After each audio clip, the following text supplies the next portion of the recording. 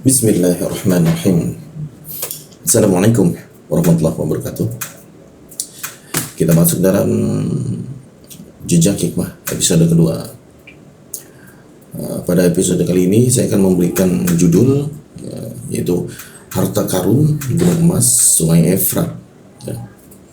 Kita akan mengulang lagi hadis yang menjadi acuan kita dalam pembahasan kali ini. Hampir-hampir Sungai Efrat menyingkapkan sebuah gunung emas, lalu manusia saling berperang untuk memperebutkannya. Dari setiap 100 orang, 99 akan terbunuh. Dan setiap orang akan berkata, semoga akulah yang selamat. Hadis riwayat Muslim.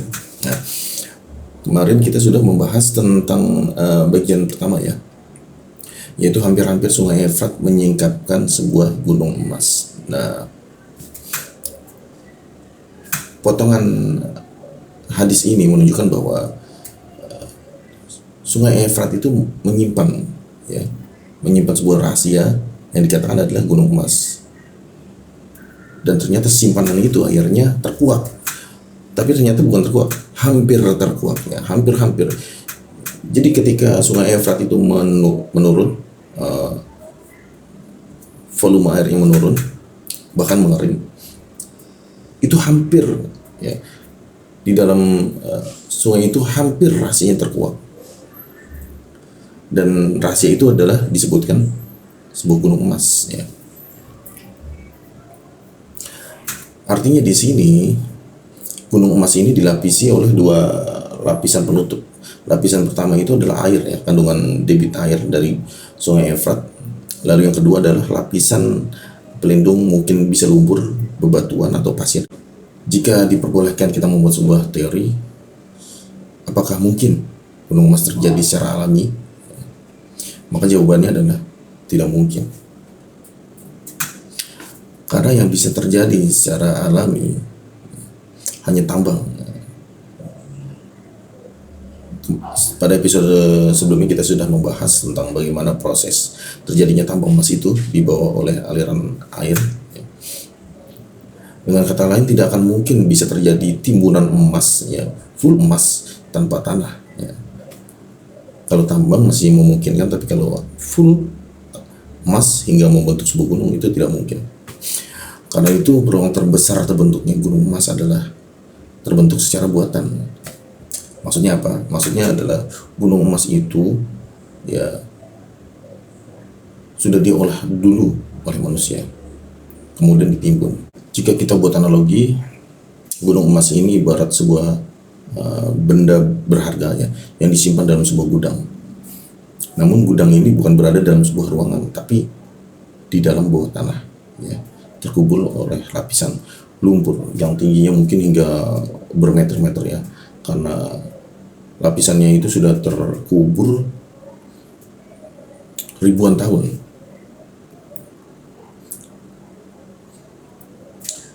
Sejarah menunjukkan bahwa proses terbentuknya pembuatan emas secara massal itu terjadi sekitar tahun 2600-an sebelum Masehi.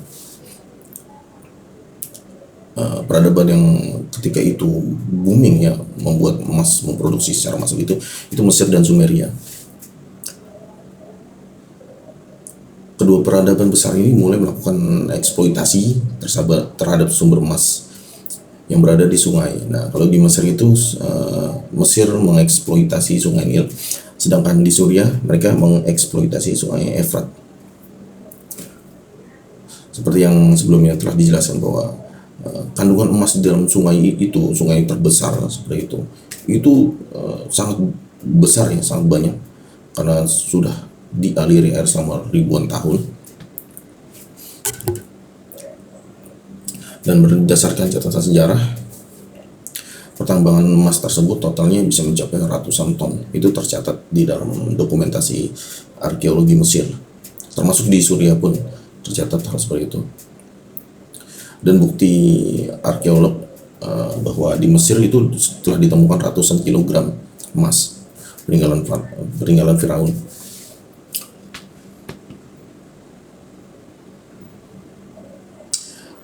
Jantung kedua peradaban ini, yaitu Mesir dan Sumeria adalah sungai.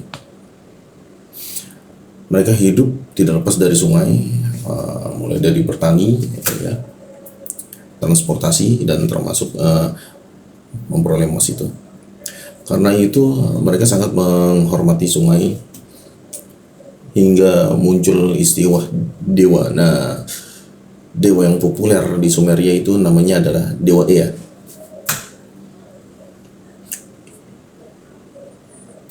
Orang-orang Sumeria melakukan ritual penyembahan pada Dewa Ea, ya, dengan cara membuang emas, bisa perhiasan, kadang juga dengan patung-patung ya kecil, mereka buang ke dalam sungai. Itu tanda syukur mereka terhadap Dewa Ea. Biasanya itu dilakukan setiap ada perayaan syukuran, dan proses keagamaan ini berlangsung selama ribuan tahun, ya, mulai dari Sumeria hingga ke Babilonia. Dan kedua peradaban ini tercatat eksis mulai sekitar dari tahun 3000-an sampai 500 sebelum Masehi. Artinya sekitar 250 tahun mereka melakukan penyembahan terhadap Dewa Ea dengan cara membuang emas dan perhiasan ke dalam sungai. Artinya ada ratusan ton emas yang terakumulasi dalam sungai Efrat yang dihasilkan dari ritual agama selama ratusan tahun. Maka berdasarkan catatan sejarah, jumlah emas yang dimiliki bangsa Sumeria dan Babilonia itu pun mencapai ratusan ton. Tapi fakta uniknya, ya, arkeologi itu menunjukkan bahwa emas yang telah ditemukan di Babilonia itu, peninggalan kebudayaan besar ini, itu hanya mencapai 60 kg. Pertanyaannya adalah, kemana emas-emas itu berada? Ini mengisyaratkan bahwa saat ini, ya, ada gunung emas, ya, yang beratnya itu ratusan ton, dan gunung emas itu masih belum terungkap keberadaannya.